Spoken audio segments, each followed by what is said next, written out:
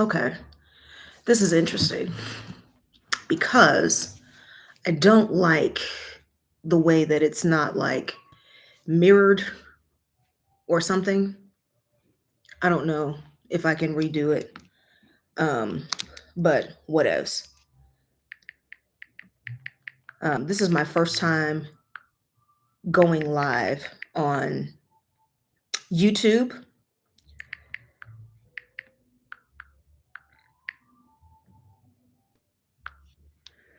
So I'm going live on both YouTube and Instagram.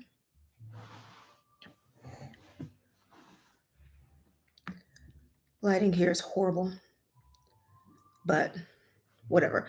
I don't like that. I don't like the way that it's like shifted back and forth. Like my right side is over here on the left, and then my left side is over here on the right. It's weird. I don't like it. Um, but whatever. Anyway, so I'm going live both on YouTube and on Instagram. Gonna play with this. It's my first time ever going live on YouTube, but it's not my first time doing like a multi-stream. And I'm doing this kind of the old school way on two different devices as opposed to using software. Because in the past, when I've used software to go live on multiple platforms, I don't know, there's limitations that I don't like. There's a whole bunch of setup, and then sometimes it connects and then sometimes it doesn't connect. And so to me, for the amount of money that I would be paying for those streaming platforms, it just it does not work out for me. It doesn't work out for me. I don't like it. Maybe I will go back and do a multi-stream software in the future. But for now, I don't like it. So I'm doing it sort of the old school way, which is really interesting for me because I'm a tech lady. I like tech. I like new stuff. I like streamlined processes. You know, I like more efficient ways of doing things. However, oftentimes before you can focus on efficiency, you have got to come up with a process and a cadence and content that actually works so that you don't spend a lot of time and energy and resources systemizing something that you are not going to hold on to. So anyway, that's an aside. That is neither here nor there. I'm going live in both places. So I am Mrs. Atondra Jones. If you have no idea who I am, there will be a link somewhere around here where you can go and vet me. But I have been in different iterations of business, in and out of different iterations of business for over 20 years.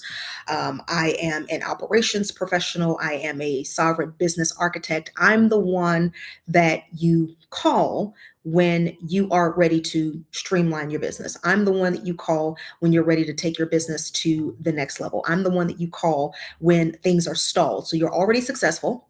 You're already making money. You already have proof of concept. You already have all of those things, but you have hit some type of plateau. So maybe you're trying to figure out why you can't get to the next income level. Maybe you are in a situation where your business is taking up so much of your time and your energy, and it's taking you away from your family and your life and your health and the things that you love. And you want to figure out how you can scale your business without having to lose momentum or without having to lose money. That's me. I call myself the invisible COO because that's who I am and that's what I do. So let's go ahead and get right to it. So today, this is the first video in a series of videos that I'm going to do. I have no idea how long the series is going to be or how many videos the series is going to be, but it's a series of videos that I'm going to do on what it looks like to increase your revenue by 33%, a minimum of 33% over the next 3 to 6 months. Okay. Now, before I get into it, because I think in this session, I think what I want to do is just kind of set up the foundation. Before I get into it, there are a few things that are important to understand. So the first thing that is important to understand is that in order for you to have any value from what I'm talking about today, you already have to have a successful business. So your business is already successful. You already have proof of concept. You are already making consistent money in your business. You are beyond the state of doing business where it's hard for you to pay your bills. Like you're beyond all of that. So you are successful, you are sovereign, you are powerful, you are prestigious, all of those different kinds of things. Business is doing well. Okay. Business is doing well. So that's where you need to be in order for any of this to make sense, in order for this to be valuable to you on any level. Okay. Where you are in your business is this: I'm already making money. I already have success. And what I'm wanting to do is get to that next level of revenue. And maybe I'm stuck at a ceiling, or maybe I'm in the situation where, okay, I have done all of this work to get to this level of revenue. And in order for me to get to my next level, the only thing I can see is how much more work and how much more effort and how much more time and how much more energy it's going to cost me. I don't know. Why is this fading in and out like that on this other camera? That's so weird. That's weird. Again, first time going live on YouTube. I don't know if I like it. I don't know. Maybe I do, maybe I don't.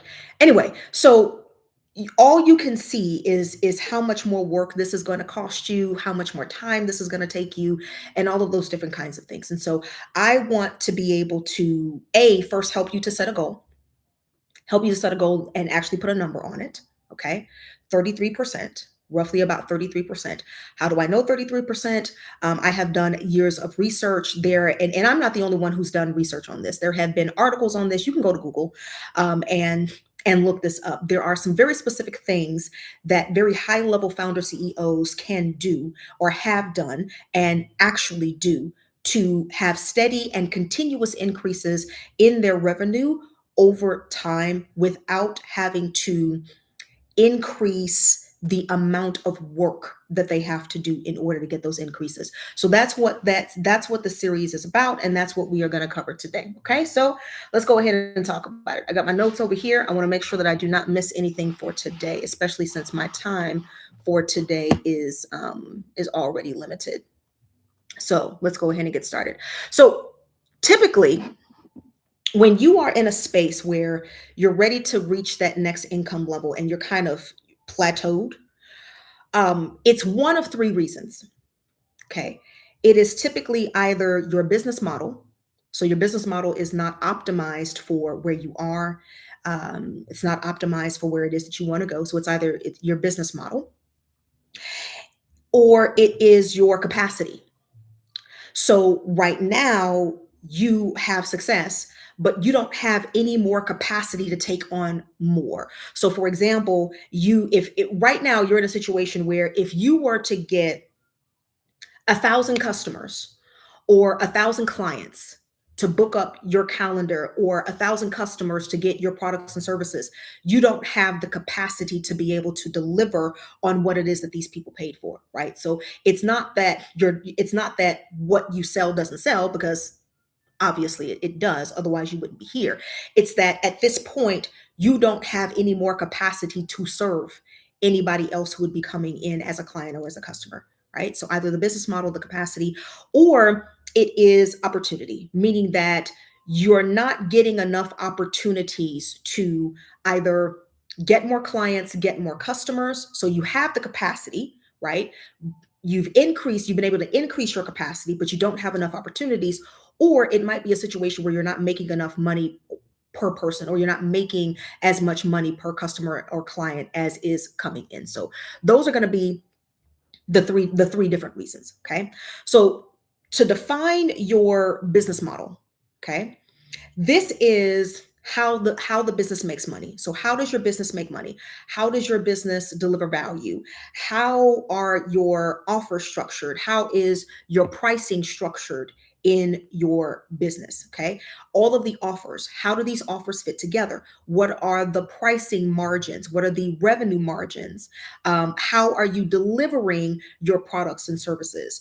And then in that, how dependent are all of those factors on you as the founder CEO, right? So meaning if you were to step away from some aspect of that process? Would you not make as many sales? Would your profit margins go down? Would you not be able to deliver on the products and services? So how dependent are those factors on you as the founder CEO to be able to deliver on those things? Okay. So here are a few signs that the issue that you're having may be the actual business model. Okay.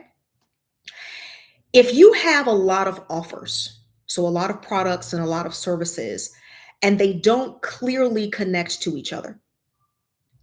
So, and I say this because oftentimes when you start a business because there's something that you're good at. And the thing that you are good at just also happens to be something that people are willing to pay for, right? So you're good at a thing, and then it happens to be something that people are willing to pay for. So then you start your business. You start your business doing the thing, selling the thing, building the thing, creating the experience, whatever it is that you're doing, right? And so then what happens is over time, you start looking at what's happening in your industry. You're looking at your competitors. You're looking at other people who are in your market. You are listening to what you think your audience is telling you that they want, or what you think your customers and your clients are telling you that they want. And so then you start to expand the offers that you are selling, right? So you may start off baking cookies, right? That's what you do. You bake cookies and you sell them, and then people love it. So then you go from baking cookies and selling cookies to now you are catering cookies. So now somebody who is having a wedding and they want to order 300 cookies, now you're doing cookie catering, right? And then you go from doing cookie catering and selling the cookies, and now you make cookie dough, and you sell the cookie dough, because now you've got people who have told you that they want to make your cookies at home. And then you hook up with a sprinkle vendor, and now they can get the cookie dough and they can get some sprinkles, because that's something else that people buy that make money. And then you were online, and then somebody said something to you about digital products, so then you created a digital product on how to bake cookies, and then you created another digital product on how to start a cookie baking business, and then you created an AI assistant, or a custom GPT that you sell now, that people can go in and it's trained on your framework, and they can go in and they can put in what it is they want to do, and it'll spit out a customized cookie recipe. And so you've got all of these offers, and they don't necessarily all connect, right? They may be all in the same sphere, right? Because it's all about baking, and it's all about cookies, and it's all about getting people cookies that they want, but they don't necessarily connect to a customer journey, right? There's no journey that the customer takes, where it's going from this thing to this thing to this thing to this thing to this thing. You got this hodgepodge of offers of things that you sell because they make money, but they're not necessarily connected, right? So that is one of the symptoms, right? So another one is, you do have money coming in, right? You have money coming in, but you're not profiting very much. So it's not that the business is not making any money. The business is making, it's making money. And on paper, it looks like it's making really good money, but your profit margins are really thin. And then, maybe some months you make a profit, but then most months you're actually breaking even. And you've got good quality products, you've got good quality services, you've got a great team behind you, you've got great marketing, you've got a great reputation, but you can't quite figure out exactly why your profit margins continue to be thin. Like your revenue is not rising. Another symptom of this is that if you were to step away from any part of the process that has to do with bringing in that revenue, your revenue slows down. That's another symptom that it could potentially be your business model. So if you're looking at all of the different ways that you bring money into the business, all of the different ways that your business brings in money, and in all of those ways, you are in some way the primary connector, the primary rainmaker in that part of the process. And if you were to step away from that part of the process, then all of a sudden the process would fail. That is it. That could be an indicator that, it is your business model. If you feel like, if you're looking at the way that your business is now, and you say to yourself, okay, the way that I'm running my business right now, the way that the business runs right now, made a lot of sense when I got started. It feels like it was working really, really well when I got started. But now that I'm a few years in, it feels like it's a little bit behind. It feels like almost like it can't really hold where it is that I'm trying to go. It can't really hold, right? Like the way that my business is structured right now, it can't really hold the amount of money that I want to make, right? If you start to feel that, then that could be an indicator that the issue is your business model. And so here's a couple of questions that you can ask of your business. So one of the questions that you could ask is, if we simplified our offerings or recalibrated our offer suite, would revenue grow faster or would it stall? Right? Do we need to change our offer suite? Because sometimes you could think that it's a matter of getting new customers. I just need more customers. I just need more customers. I just need more clients. I just need more customers. I just need more clients. I just need more customers. I just need more clients. But sometimes it's not that you need new customers and new clients. Sometimes it's that you need to refine your offer suite so that you're now attracting a different type of client, a different type of customer who is maybe spending a lot more money consistently, and is buying more of your products and services over time. So you're able to increase that lifetime value of each individual customer. Okay.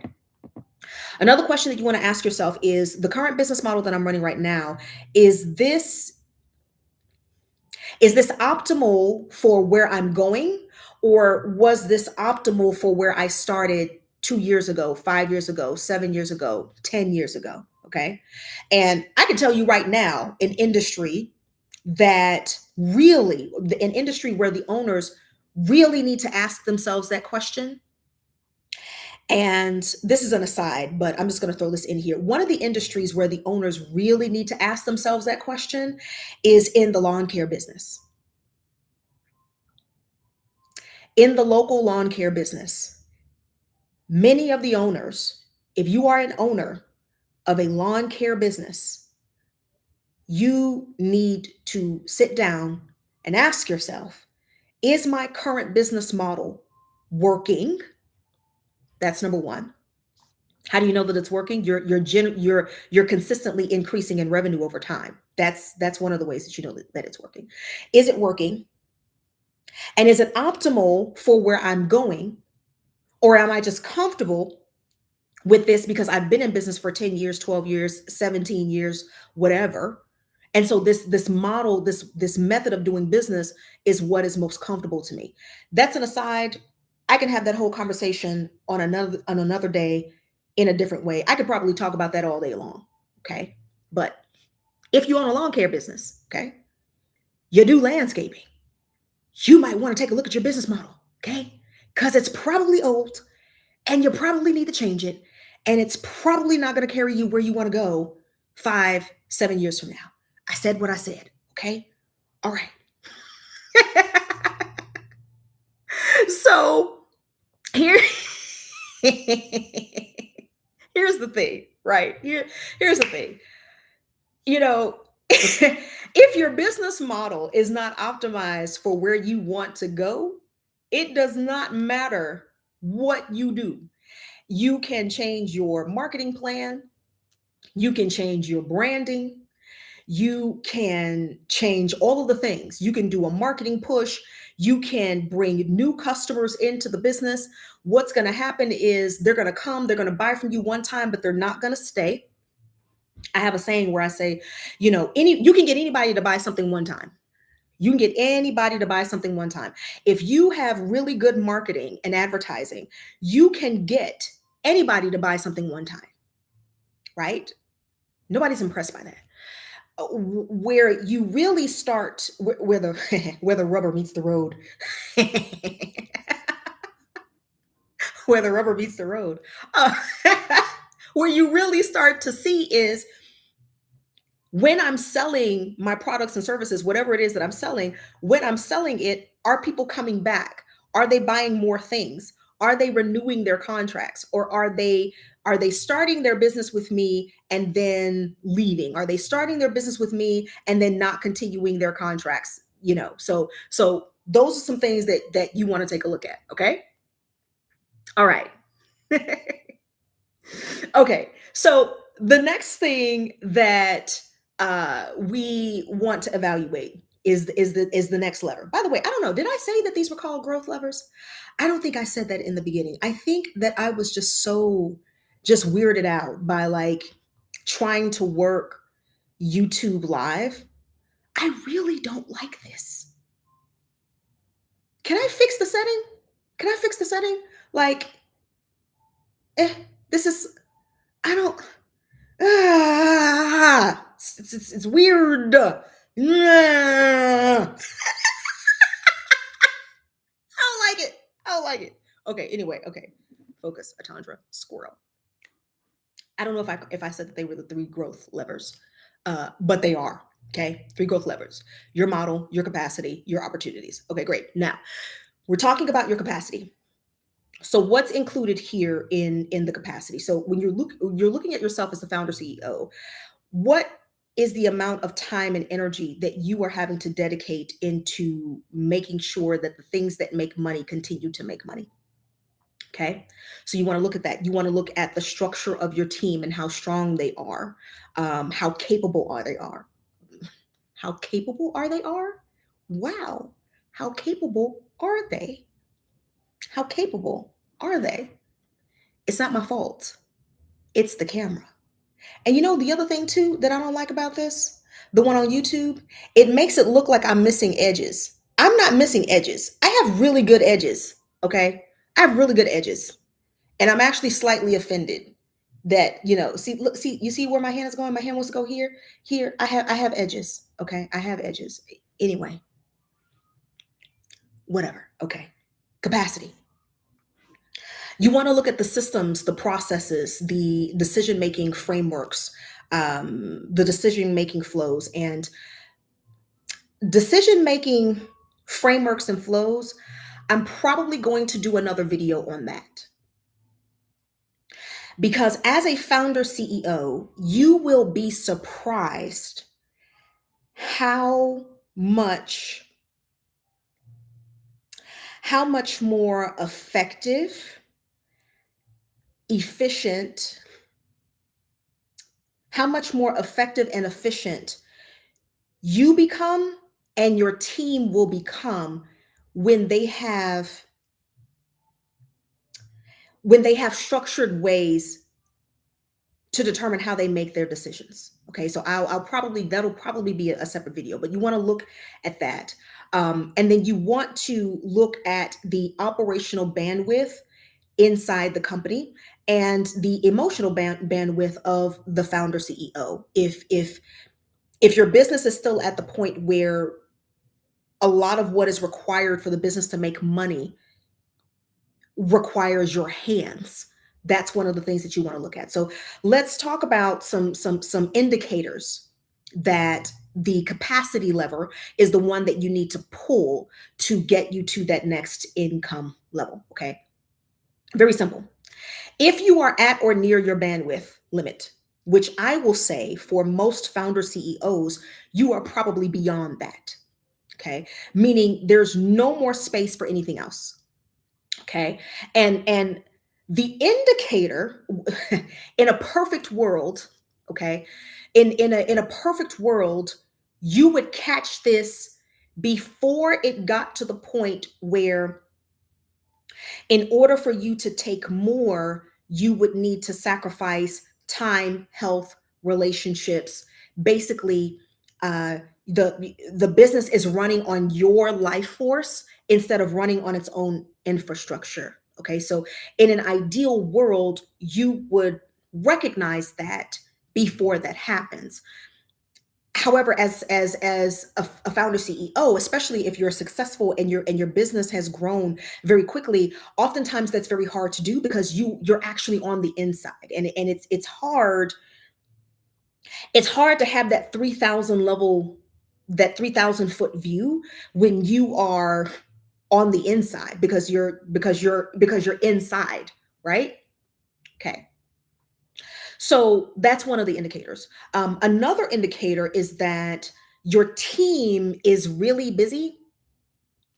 They're really busy, right? Their time is occupied doing all of the things, and yet some kind of way you they still see you as the bottleneck. Like, for some kind of reason, everything still has to run through you. For some kind of reason, nobody can move, nobody can make a decision without coming to you first. For some reason, right? No matter how busy they are, work doesn't get done until it comes through you first. Nothing increases, nothing expands, nothing gets bigger, nothing gets better until it comes through you first, right? Like, you know that you hire talented people, you know that you hired people who are capable of doing their jobs, and for some reason, everything is still reliant on you, right? Like, you hired somebody to be the manager, but then what ends up happening is you end up managing the people who were supposed to be managing the people who were supposed to be managing the people, right? Or you may have systems and processes and tech and AI, but all of that time that you were supposed to get back, you're now spending managing the systems. So you've gone from being the founder CEO to being the manager of people, to being the manager of systems, to being the manager of processes, right? So that is an indicator that the lever that you need to pull is going to be your capacity lever. Okay. Another symptom of this is, and this requires some radical honesty with yourself, some radical honesty with yourself. If you were to, if the demand for your products and services right now were to all of a sudden double, triple, quadruple, your entire system would break. Your entire system would break. And this is an area where sometimes it can be really hard to be honest and really hard to be realistic. Okay.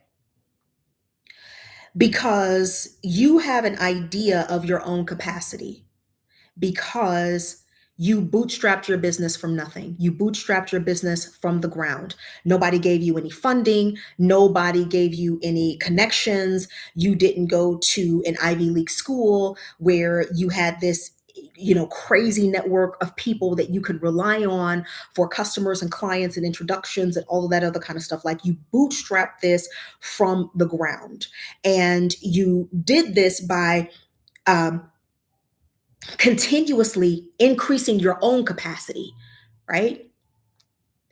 And so, because you have developed that skill, because that's a part of your story, we can sometimes be unrealistic about the real capacity that our business has, right? So you say, no, if my business doubled tomorrow, we could take it on. And it's like, have you all ever seen those TikTok videos where um where okay, I'm trying to think of a specific one that I have seen, right? Where it starts off and it's like, my name is Tom and I'm the owner, and I believe that we can make 3,000 egg rolls by the end of the day. And then the next person says, my name is Janice and I'm the kitchen manager. And I believe that we can make 7,000 egg rolls by the end of the day, right? And then everybody does their part. And then by the time you get to the back to the guy who's actually making the egg rolls, right? He's like, my name is Sam and I want you all to go fuck yourselves. Right? Because he's the one boots on the ground, and so he has he's a little bit closer to the realistic capacity of to how realistic it is, right, for you all to be able to produce 7,000 egg rolls in the span of just a business day, right? Like that's something that can really happen, but it definitely is something that you need to be really honest about. If your business double, tripled, quadrupled tomorrow, does your current infrastructure have the capacity to be able to hold that growth? Okay. Um, if there is a delay, okay, or let me take that back. Let me take that back.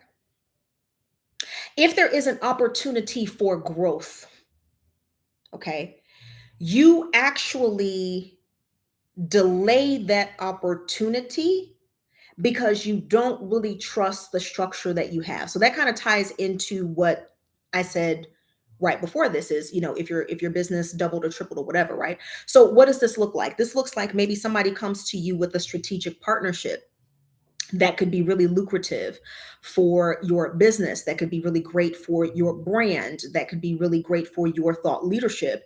And you will make excuses about why you don't need to accept that partnership right now, when the reality is the reason why you're not accepting that partnership right now is because you know that if you were to do that, you don't trust the infrastructure that you have to be able to hold the growth that would come from that.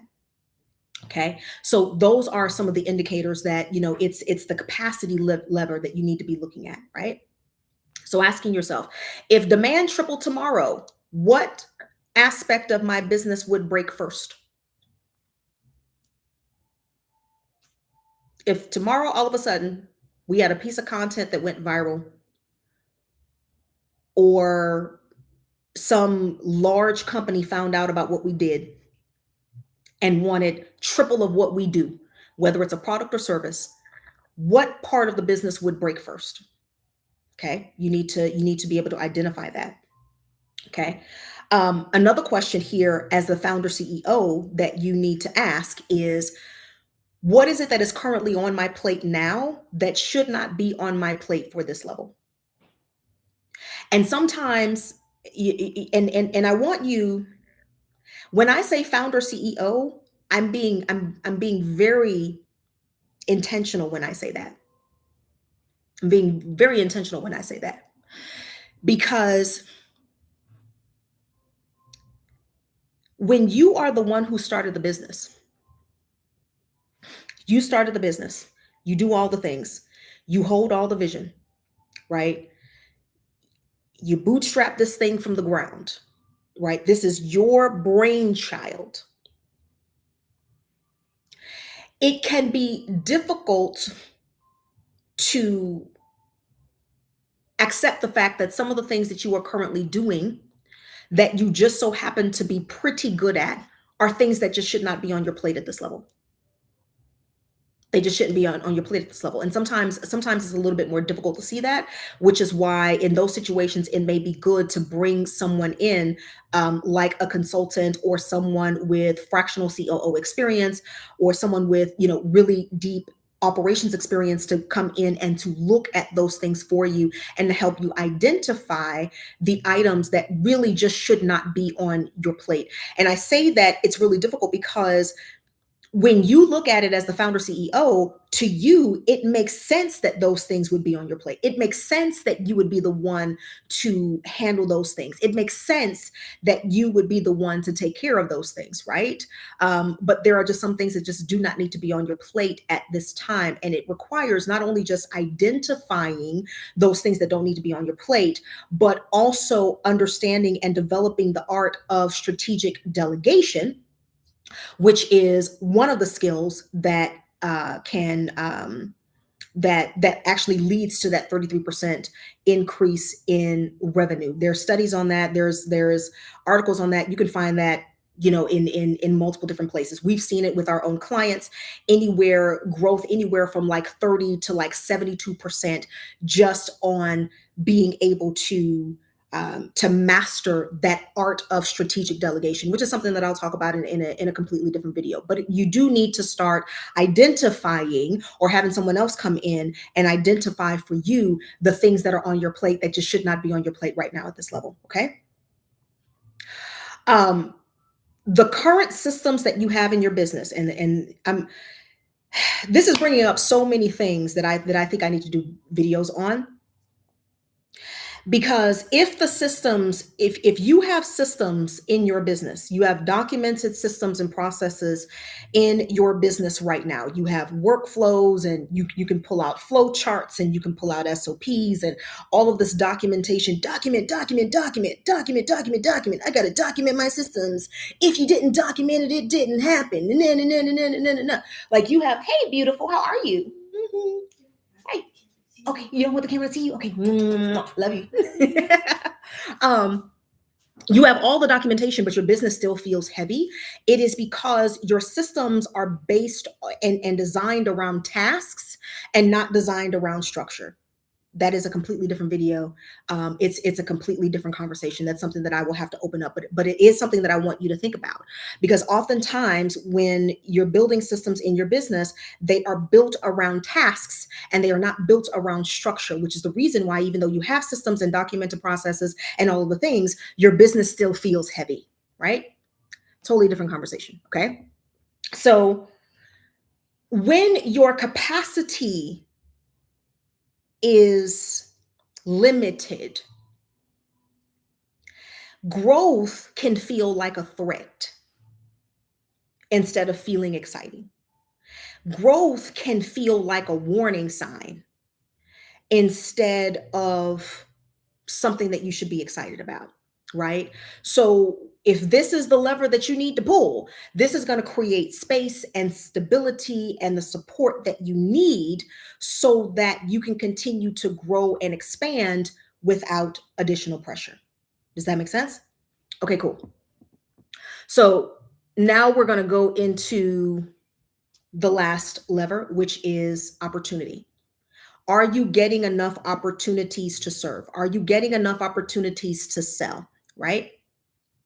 So this is going to be the front end of your business. So this is your visibility, your reach, your lead generation, which is not just,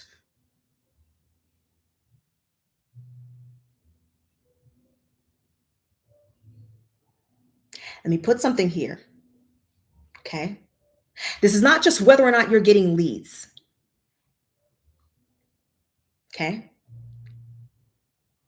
This might upset some of the lead generation agencies, right? It's not a matter of whether or not you're getting enough leads. It is a matter of whether or not you are getting enough qualified leads.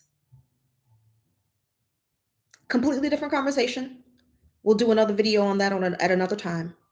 It's just something that I want to open you up to. Okay.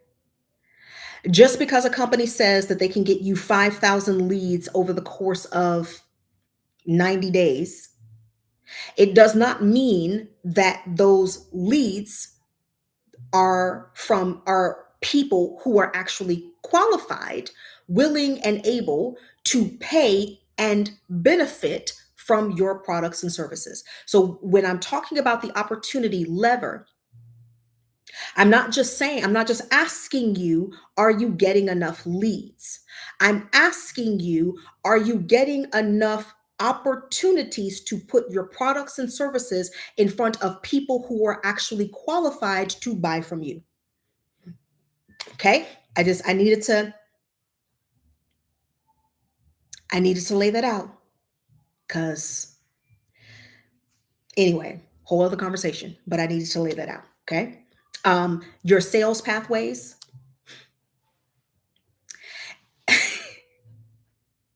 Sometimes I will go to a website or I will go to somebody's social media page and I will be like, why do you hate money? Why? Why do you hate money? Why do you hate money? That's like rule number zero point 0.1 or one and a half, right? Which is like, don't make it hard for people to give you money. Okay. Anyway, looking at your sales pathways.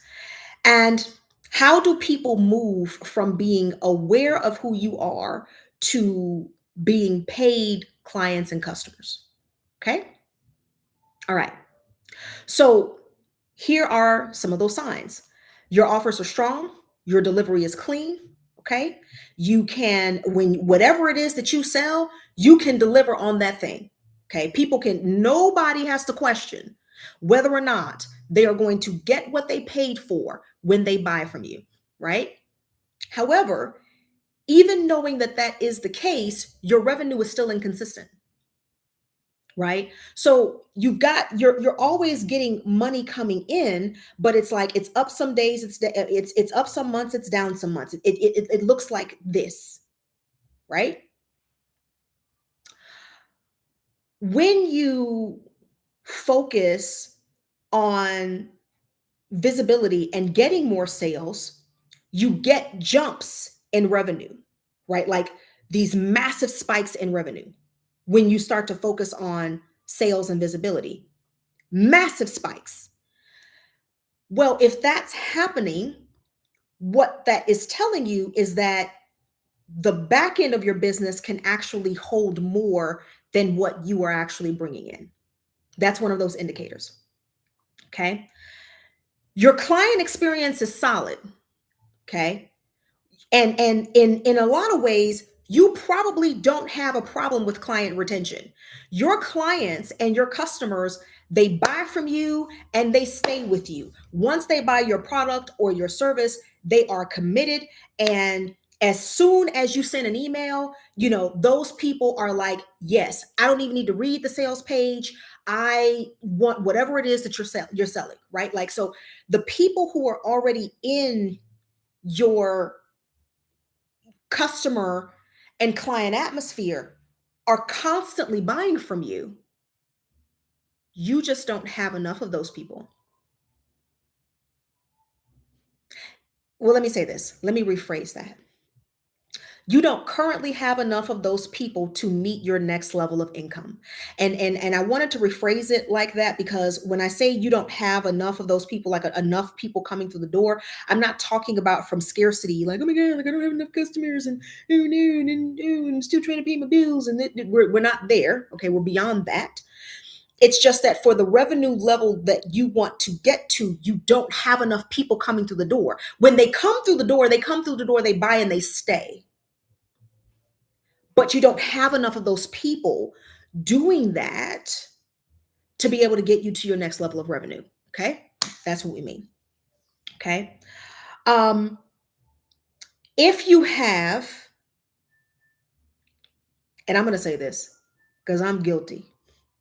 I'm guilty. If you have testimonials, relationships, we're going to call these underused assets that are not plugged into your pathways, that's an indicator that it's your opportunity lever, right? Because you're not leveraging the assets that you currently have. Okay. So one of the questions that you can ask yourself is, given everything about my business and what it is that I sell and how it is that I sell and what it is that I deliver, if I were to increase the number of people that I qualified people that I put in front of my product, would my revenue go up? Okay. If the answer to that question is yes, then it's the opportunity lever that's the issue. If the answer to that question is no, then it's more than likely your business model. Okay, this is how you can start, telling some of the difference. Okay, do we have a clear and simple path for people to buy from us, or is it just based on luck? Okay, this goes back to what I was saying in the beginning, where I was like, oh my gosh, like, why do you hate money so much, right? Like, if your sales process is really complicated, I kind of feel like this is sales 101, but it may be for some people and it may not be for others. If your sales process is really complicated, your services and your products can be amazing, and you're still going to lose a lot of people on the front end, because a lot of people are just not going to take the time to go through a complicated sales process to be able to spend their money. So those are some questions that you want to ask. Okay. Now, let me say this. So you may have listened to the video up until this point, and you're saying, okay, well, Mrs. Jones, I have all three of these problems. Okay, I get it. Here's where I want to give you some guidance. Okay. When you are trying to take your income to the next level, right? Whatever that next level income goal is, you may have areas of opportunity in all three of these levers. You may have areas of opportunity in your model, in your capacity to deliver, and in your opportunity lever, right? But the reality is, you only need to pull one right now. You only need to pull one right now. And the reason for that is because if you attempt to pull all three, or if you attempt to pull two of them at the same time, what happens is you end up splitting the focus. You end up splitting the focus. And when you split the focus, you split the efforts. And when you split the efforts, somebody is going to take a hit. So if you try to pull both the model lever and the opportunity lever, one of these levers is going to take a hit. One of these levers is going to take a hit. And what's going to end up happening is you may end up in a situation where one of those areas ends up being worse off than it was before you started. One of those areas maybe end up being worse off than it was where you started. And so the reality is, you only need to pull one right now. And for every single founder, CEO, for every single business who is in this particular stage at this point, it's going to be different for each of you. There's one lever based specifically on your business that you need to pull that would make the difference for you. For you, looking at you, Instagram, looking at you, YouTube. Okay. There's one lever that would make the difference for you. And so while, yes, I'm sure, because as a founder CEO, right? Especially if you're somebody who is wired, where your brain is always wired to see improvements, wired to see those areas of opportunity, you could probably take apart all three of those areas of your business, but there's only one that you need to work on right now. Okay, and sometimes you can see it and sometimes you can't. Okay. If you want some support with being able to identify that lever, then what you want to do is you want to book a 15-minute CEO clarity call with me. Yes, you want to book that call with me. And I can help you figure that out in about 15 minutes. Just help you figure out like which lever it is that you need to focus on. Once you get the lever that you need to focus on, there are individual strategies within each of those levers that you'll need to look at. And that's something we can have a completely different conversation about that later on. But for now, you need to identify for you which one of those levers you need to pull now to get you to where you're getting that 33% increase in your income in the next 6 to 12 months. Okay. So if you want support in being able to do that, then there's a link here. If you're on Instagram, it's in the bio. If you are on YouTube, it'll be, I don't know, I guess it'll be down below in the captions or something like that. But there's a link, book a 15-minute CEO clarity call with me, and we'll help you identify which one of those levers you need to pull right now. Okay.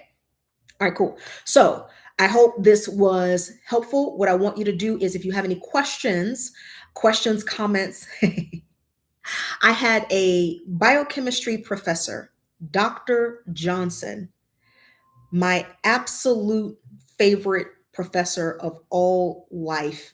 I don't even remember how many classes in university I took with Dr. Johnson. I think I tried to take every single course he taught.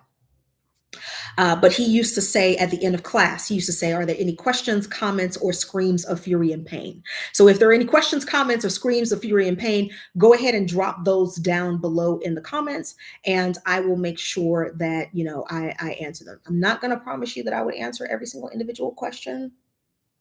So let's not do that. But I'll answer a lot of them, depending on how many are there. Just drop them below. And like I said, there's a link, book that 15-minute CEO clarity call with me. Okay. Now this is the beginning of the series. This is part 1 of the series. I'll be back on Wednesday with the next part of the series, and we'll just continue this conversation and walking you through this process. Okay. All right. That's it. That's all. Love y'all. Bye. I guess I click end stream, clicking end stream. Yeah.